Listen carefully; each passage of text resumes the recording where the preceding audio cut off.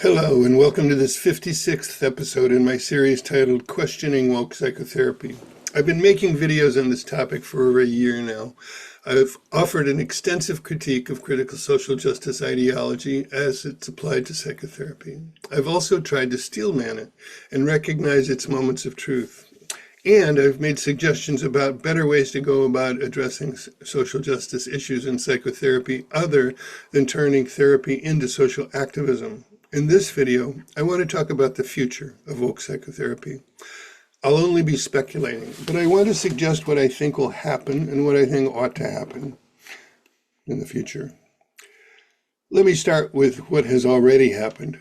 Critical social justice ideology has captured the field of psychotherapy, along with many other things. It now dominates most training programs and professional accrediting bodies in the US, the UK, and Canada. This includes, but is not limited to, the American Psychological Association, the American Psychoanalytic Association, the British Association for Counseling and Psychotherapy, the British Psychological Society, and licensing bodies for psychologists in the Canadian provinces. I would have included UKCP, or the United Kingdom Council for Psychotherapy, except for their recent withdrawal of their signature on the Memorandum of Understanding having to do with issues of conversion therapy in the UK. Aside from this, however, the UKCP Code of Ethics contains a fair amount of woke rhetoric. Critical social justice is not in the process of taking over the field. It's already done so. There is no turning back the tide. Those committed to its ideology will not be persuaded to reconsider. They are like NPCs, programmed to carry out their instructions. Psychotherapy training and regulation is now under their control. Already, the field is transforming from therapy into social activism. As this continues and as older therapists retire and die off, the next wave of critical social justice indoctrinated therapists, and I'll explain the air quotes in a minute, will increasingly define what happens in the consulting room. I predict that this will have horrible consequences for clients as well as for the public perception of psychotherapy. Our current global mental health crisis will only get worse, exacerbated by ineffective and even iatrogenic psychological care. I've been astonished by how critical social justice has been able to penetrate to the highest levels of the field and take over like this. Once upon a time, I had the naive belief that reason and common sense, along with a century of psychotherapeutic theory and practice, would stand in the way of such a thing. Now, I'm confronting the terrifying reality. People have been manipulated en masse. Education and intelligence have provided no immunity. They have been hijacked to make the process even easier. I believe it's only a matter of time before it becomes obvious to most people that psychotherapy has gone astray and is no longer a trustworthy source of psychological help. There's no evidence base for the effectiveness of social activism as a substitute for therapy, and the evidence that it is not effective will accumulate. It's a house of cards that is bound to collapse. Just one rather dramatic example of this, I believe, will be when the misguided practice of gender-affirming care is fully recognized and great numbers of detransitioners are hard-pressed to find competent sources of psychological support for coping with the aftermath of choices made under the ideologically driven advice and encouragement of so-called therapists. This has already begun. The tragic consequences of gender-affirming care, especially for children, will expose that it was all along an ideology enacted by social justice activists posing as therapists.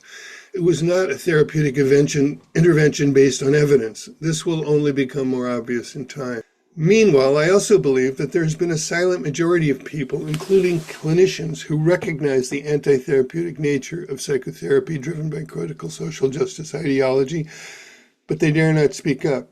When they have, they've been kicked out of training programs, fired from their jobs, had their reputations smeared, and become social pariahs. Why do I think there's a silent dissenting majority? Here's one indication. Recently, the membership of UKCP voted on whether or not to sack its board following its decision to withdraw the UKCP signature from the Memorandum of Understanding. The MOU is an agreement to condemn conversion therapy that's been signed by all professional bodies of psychotherapy in the UK. The UKCP board has been clear that they stand against conversion therapy, but when this came to also apply to children with gender dysphoria, they were concerned that the wording of the MOU was not clear enough. It left the possibility to interpret exploratory therapy as conversion therapy, something that trans activists strongly argue is true.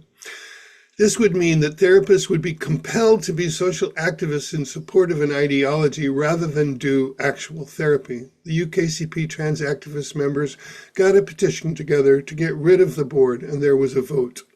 79% of the members voted to retain the board. To me, this indicates a silent majority, and I've taken this as a hopeful sign. So, given the potential dire future for psychotherapy and the impact that that could have on people seeking help for mental health issues, what should we, so far, the silent majority, do about it? I think we need to come together.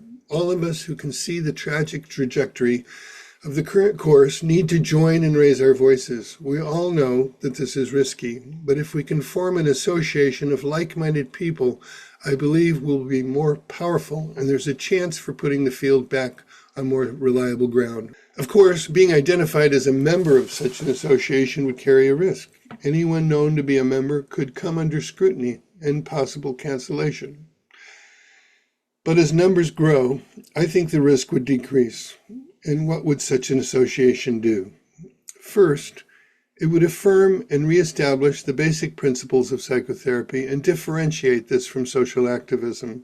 It would assert that critical social justice-driven therapists are not therapists at all. They would instead be called identity practitioners, a term recently coined by Val Thomas, founder of Critical Therapy Antidote and editor of Cynical Therapies. You can check out my interview with her to hear more about this. Such an association would provide information, support, and supervision for members. It would offer education that clarifies the distinction between therapy and social activism. It would argue for why this matters. It would include an examination and understanding of the theoretical underpinnings of critical social justice so that it can be properly contrasted with therapy. In time, such an association might establish its own training programs. It might also provide accreditation to graduates of its programs or to any practitioners who have demonstrated alignment with the fundamental principles of psychotherapy and competent practice. This accreditation would clearly identify the practitioner as aligned with basic psychotherapeutic principles and not captured by critical social justice ideology or the agenda of social activism. A foundational aspect of such an association would be its adherence to evidence rather than ideology as a guide for effective practice. I see this as the Achilles heel of woke psychotherapy. The association I'm describing would endeavor to preserve established psychotherapeutic theory and practice, while also maintaining the tradition of critical scrutiny that fosters the ongoing development and evolution of the field. It would stand up to the corrosive impact of the decolonization of psychotherapy. This would preserve the value of cultural sensitivity and competence while not allowing this to gut the century of knowledge and wisdom that has been gained. It would not ignore issues of social justice that may impact some clients, but it would not take this as an a priori assumption based on crude identity reductionisms and launch into activism. It would establish some general therapeutic principles for therapists to take with such clients. These would underlie whatever modality a particular therapist happens to practice. I believe the first such association will be most effective if it welcomes therapists with diverse theoretical orientations and methods.